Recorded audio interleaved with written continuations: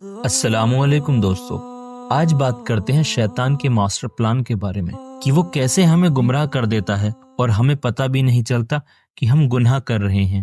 دیکھو، شیطان کو پتہ ہے کہ بڑے گناہ کرنے کے بعد انسان توبہ کر سکتا ہے، کیونکہ اسے یہ معلوم ہوتا ہے کہ اس نے غلط کام کیا ہے۔ لیکن جب بات بدعت کی آتی ہے تو انسان کو یہ سمجھ ہی نہیں آتا کہ وہ غلط کر رہا ہے۔ بدعت کو وہ ایک ثواب کا عمل سمجھتا ہے، جبکہ حقیقت میں وہ دین کا حصہ نہیں ہوتا، اور بدعت ایک گمراہی ہے، اور گمراہی انسان کو جہنم تک لے جاتی ہے۔ شیطان کا سب سے بڑا فتنہ یہ ہے کہ وہ انسان کو بدعت کی اور لے جاتا ہے، جو گناہ کے طور پر محسوس ہی نہیں ہوتا، بلکہ وہ اس کو ثواب کا عمل سمجھ کر کرتے ہیں، جس وجہ سے وہ کبھی اس پر توبہ نہیں کرتے۔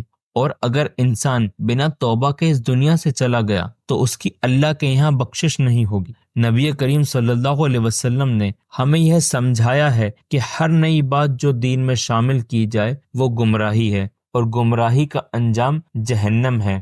آج ہمارے معاشرے میں بہت سی بدعتیں عام ہو چکی ہیں جسے لوگ دین کا حصہ سمجھ کر کرتے ہیں۔ کچھ عام بدعتیں جن سے ہمیں کھلے طور پر بچنا چاہیے۔ نمبر 1، مزار اور قبروں پر رسمیں۔ قبروں پر چادر چڑھانا، چراغ جلانا یا کسی ولی اللہ سے دعا مانگنا شرک اور گمراہی ہے۔ اسلام میں صرف اللہ سے مدد مانگنے کا حکم ہے۔ نمبر 2، شادیوں کی رسمیں۔ ہلدی کی رسم، مہندی کی رسم اور فضول خرچ کرنا شادی کو مشکل بناتا ہے۔ اسلام میں نکاح اور ولیمہ سمپل اور سنت کے مطابق ہونے چاہیے۔ نمبر 3، میلاد اور شب برات۔ میلاد کے لیے نئے نئے طریقے بنانا یا شب برات پر خاص رسمیں کرنا سنت سے ثابت نہیں ہے۔ نمبر 4، تعویذ اور نقش کا استعمال۔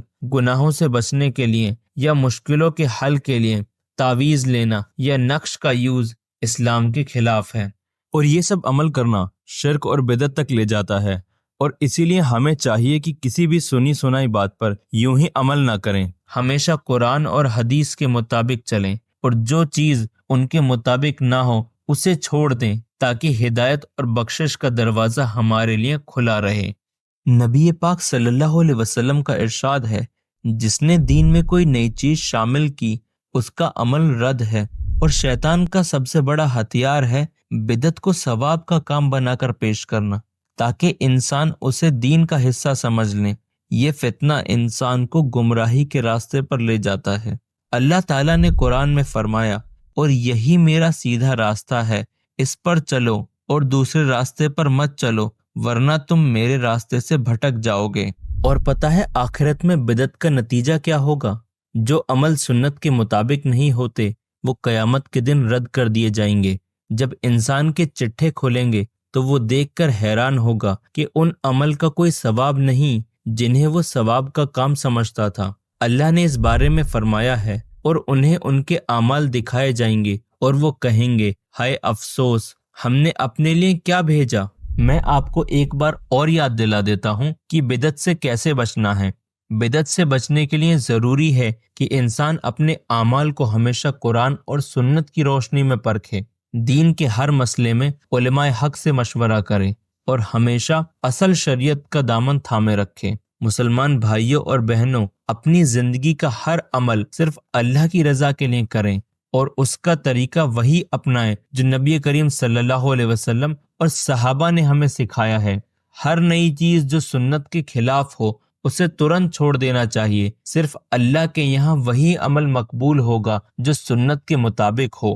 اللہ ہمیں شیطان کے فتنے اور بدعت سے بچائے، ہمیں سیدھے راستے پر چلنے کی توفیق دے، اور ہمارے اعمال کو قبول کرے، آمین۔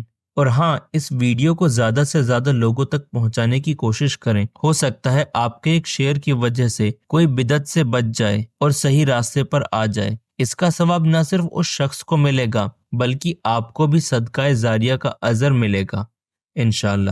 ہمیں دین کا صحیح پیغام لوگوں تک پہنچانا ہے تاکہ ہر کوئی گمراہی سے بچے اور حق کی راہ پر چل سکے، آمین۔